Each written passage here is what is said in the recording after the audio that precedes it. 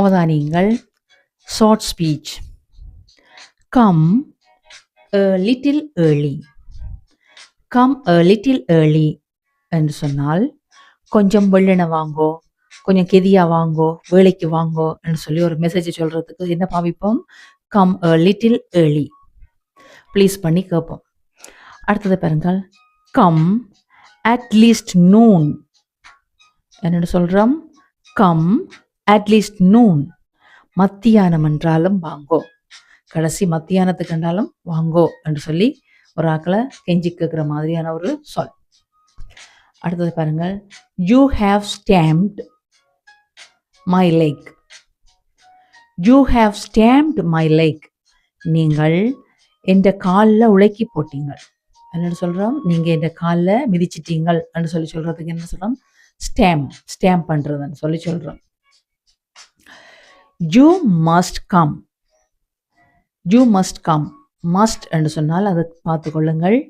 கட்டாயம், வேண்டும். அதன் அர்த்தம் என்ன? கட்டாயம். அந்த விஷயத்தை நாங்கள் கட்டாயப்படுத்துகிற மாதிரியான ஒரு விஷயம், இம்பார்ட்டன் கொடுக்கிறது. நீங்கள் கட்டாயம் வாங்கோ அல்லது நீங்கள் கட்டாயம் வர வேண்டும். நீங்கள் தான் நாங்கள் கட்டாயம் வர வேண்டும் என்ற மாதிரி ஒரு மெசேஜை கொடுக்கறதுக்கு இதை பாவிப்போம். You must come. Okay. He went to Gaul yesterday. பாருங்கள். He went to Gaul yesterday. He, அவன், went என்று சொன்னால் போனார். பாருங்கள். கோ என்று தான் நாங்கள் படிக்கிறோம். நிகழ்காலத்தில் கோ என்று சொன்னால் போ. வெண்ட் என்று சொன்னால் இறந்த காலம், போனார் என்ற மாதிரி அர்த்தம்.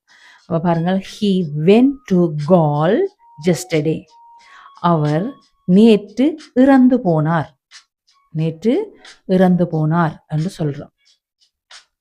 அடுத்தது பாருங்கள். Don't play the pool.